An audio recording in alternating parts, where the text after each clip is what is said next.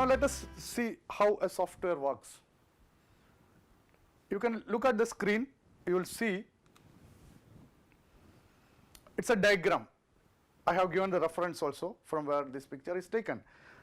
Now this is how the software works. The input document type, we can check everything for plagiarism. Plagiarism is nothing but copying content from somebody and putting it. But again it is, if it is text, then the software will work better. If it is image or music or any audio content, video content, the software is yet to be fine-tuned for detecting such kind of content. So right now I am talking about only text-based content. Images also is supported in some software, but not more than that, like audio plagiarism, video plagiarism. The research working is going on. Some of the vendor claims that they have it. That is to be tested now. Now the document type, the text data, how do we store documents into the files? The major we type with the Office document.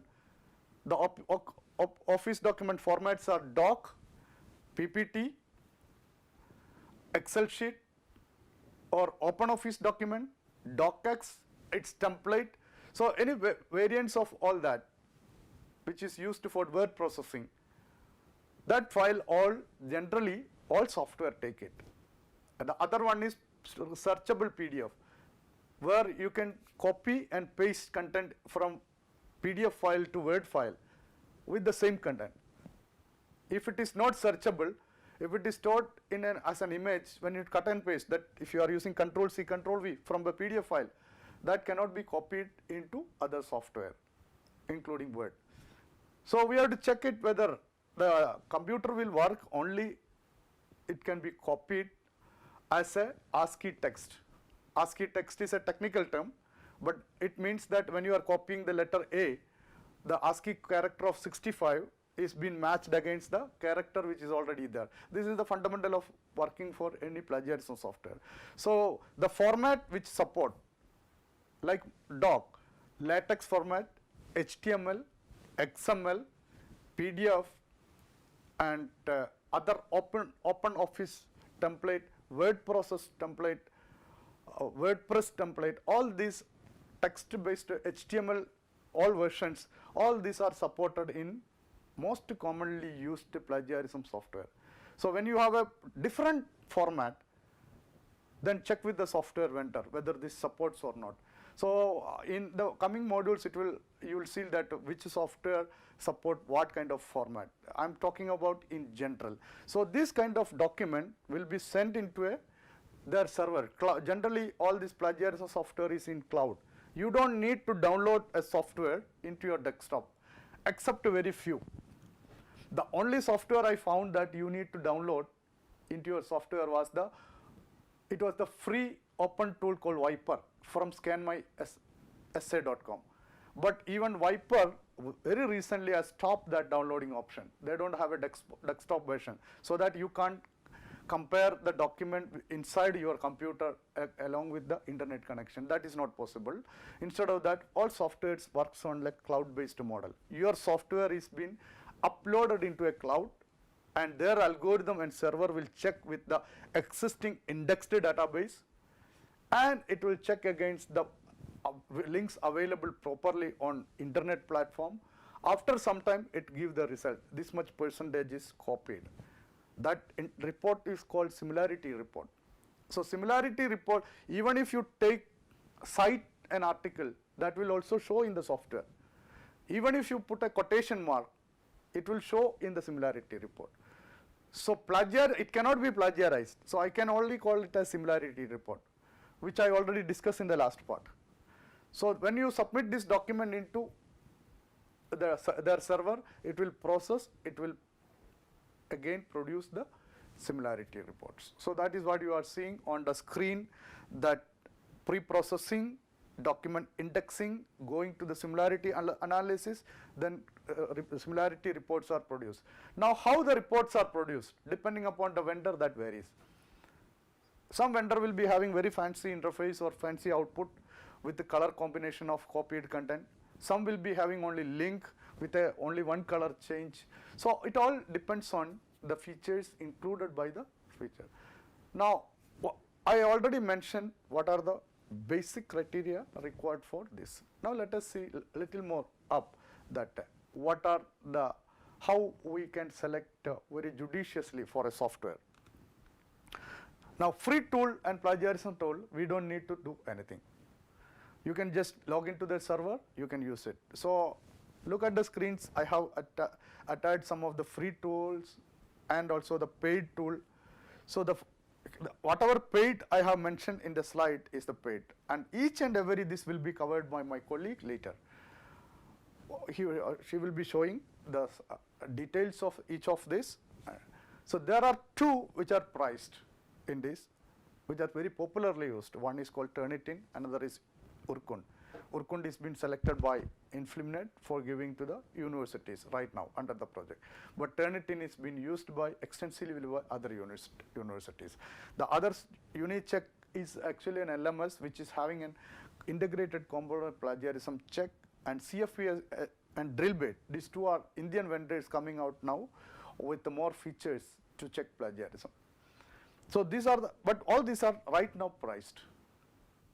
So by keeping all these parameters in mind, let us try to select for a demo purpose a software. So selection of a plagiarism detection tool or software for academic institutions. Now you can see on the screen, let us see something, the major selection process. I am taking a dummy screen here. What could be the selection process? So let us show the document handling. You can put 20 or 10 mark weightage, whatever mark you want to do, you can give it here. And you can also have how plagiarism checker database, how much plagiarism checker database is there. That should be given more value for it. Then quality of plagiarism testing and report. So for time being I gave 35 here. And web management, what are the features available in this software. Then the miscellaneous, how it appears, how much time it gives in the back, or how many countries the softwares are used, how many users are right now available, whether do they have scalability or not, can their server stuck when everybody start uploading the document. All this has to be evaluated. So document handling and other parameters, all these are. So I just put a technical score for that, something called TBS. Then you can give, if I am, this is the variation, I can take 0.1 into first one, 0.235 into this, 0.4, so this is one. So you can try to evaluate the technical merits of the software as I mentioned here, and you can create a weighted marks on that. So any software, this is almost correct with any software. So what you have seen is just a glimpse of how parameter can be set, and each parameter also can go in detail now. The 10% parameter have 10 question or 20 question, assigning 0.5 mark to each, like how the software is used by the users across globe. So you can ask how many universities are using it, or how many users are using it, how many students are using it, what is the database, student database, and how much content is indexed, how they are adding the documents into the database, what is the frequency, interval for how much terabytes of data is being added weekly, monthly. All this can be a question to evaluate the software. The other one is that last, which how it is producing result. So you can download few documents from article, upload into that server and wait for the time of creation of this report. If the report is not coming in a specific time, let us say if a 2-3 page document, then result should come in 5 minutes time. If it is 300 pages, then you can give some more time. Any software, if it is not giving result within 24 hours, then we have to seriously look into that software. So we can take a margin of 24, but nowadays It doesn't take even 24, even 12 hours. Most of the software will give you a result irrespective of size within 5 minutes to 60 minutes. Average I am talking. So that could be one parameter. So you have to put the mandatory parameter for selecting this software if you are going to buy the software. But you don't have any choice if you are using free tool. But take my word, any software which catches even 5% or 10% or 20%, it's a good software, because at least 5% plagiarized content can be cleared by you. Make it 0%, go for the other software if it is written 20%, because you want to see that anything is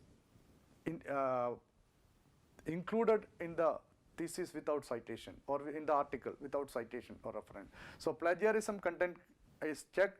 If a researcher, if I try to include something, I'll be knowing it, so I will definitely cite that. So these are the parameters and important features and other related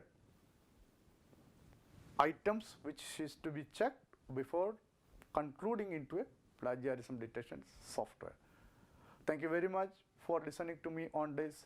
I will not be providing much notes on this, because many of the things I have to refer to the popular software or their website, etc., which you can directly go and search it. So when I'm telling database, you go to the website and find that what are the databases you are using.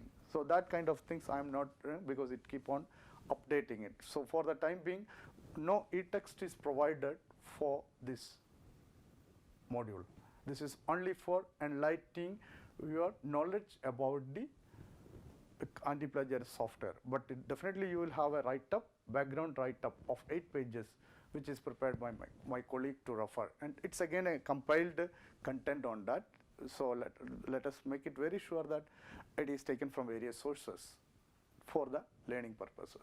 Thank you very much. Keep stay tuned. I will come back with one tool to show you for the next 10 minutes. Thank you very much.